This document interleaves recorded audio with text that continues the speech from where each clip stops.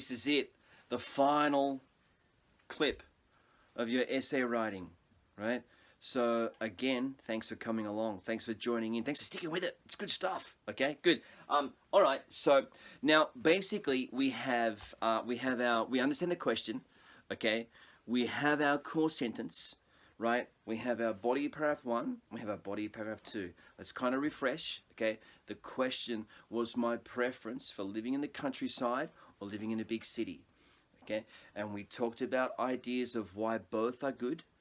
The city is good, there's entertainment, the job opportunities are great, there's public transport, and there are hundreds of other reasons why the city is good. Okay, we just talked about those 3. Okay, living in the countryside, it's quiet in the country, there's a lot of space in the country, there's not many people. Okay, life is relaxing, all these kind of good things that you might like about living in the country. It depends on which you prefer. Okay, that's why it's a preference question. Okay, now I chose country, okay, because that's what I like, and I also find that easier to write about. Okay, one point is that I've said that a couple of times, and the reason I've said that is that when you sit a test, you don't have that long to do it. Okay, you may get through all the other questions and you may give yourself more time to write, or you may struggle through the questions and you only have a little time to write. But if you know how to write an essay the right way, okay, you may just get across the line. Okay, so that's really important, right? Okay, so here we go. So we're at the conclusion now. Okay, we're at our last part of the essay. Okay, what do we write? Where do we get it from? I'm going to show you something. Okay, and I want you to think where you've seen it before. Okay, here we go. In conclusion, you don't have to start it this way, but I just start this way just so it's very clear for the purpose of this video. Okay, the countryside is best for me because it's peaceful and I enjoy the open space. Once again, in conclusion, the countryside is best for me because it's peaceful and I enjoy the open space. Think about it. You have seen this information before. You have read this sentence before. Do you remember where you saw it? Think about it. The countryside, it's peaceful, and I enjoy the space. They're my 3 points. Remember what they were called? Called my main idea. Okay. Reason 1, right?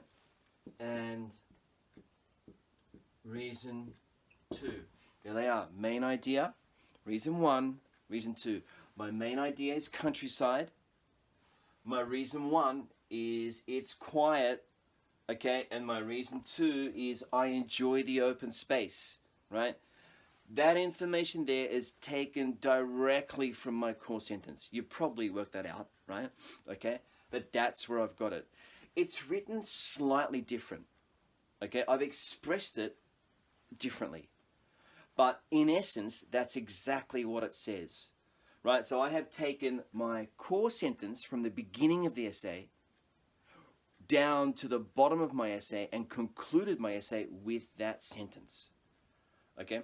I've just changed it around a little bit, right? So once again, in conclusion, the countryside is best for me because it's peaceful and I enjoy the open space. Okay, so remember, keep in mind that your core statement is really important throughout the entire essay, right? You use the reasons from your core sentence, you use those as your body paragraphs, and then when you get to your conclusion, you're basically rewriting the core statement, the core sentence, just using different words, okay? It's kind of like grammar, right?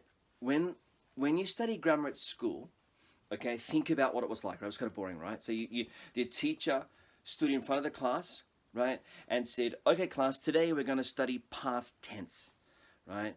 Ate, drank, slept, walked, and you go through this. And the way you learn it is just through repetition and listening to the teacher talk, and you write it out so many times, and it's like, oh my God, right? That's grammar. But that's sentence level grammar, okay? Any type of grammar that you learn like that, it's called sentence level grammar. This is not. Okay, this is an entire writing passage, but it's still grammar. Okay, this type of grammar for me is much more interesting than sentence level grammar, right?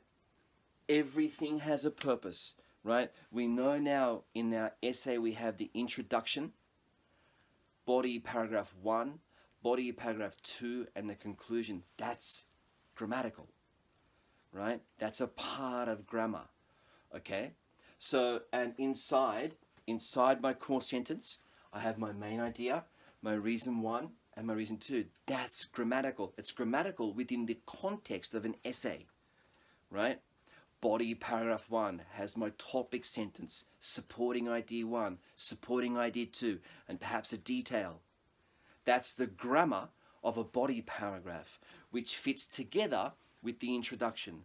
Then I have my body paragraph 2 has a topic sentence, supporting information, and a detail.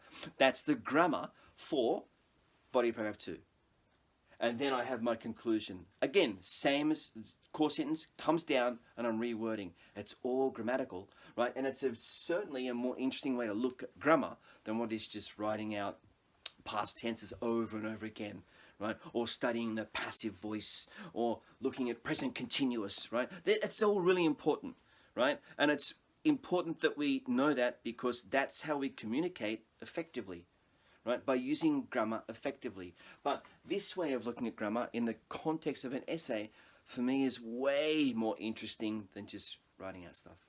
Okay, so anyway, in this difficult time, okay, I hope that you stay healthy.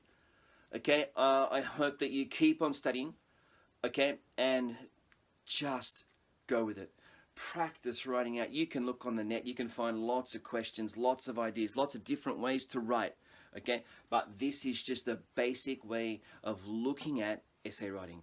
So I want to thank you very much for sticking with me, okay, and all the best for the future. See you soon. Bye.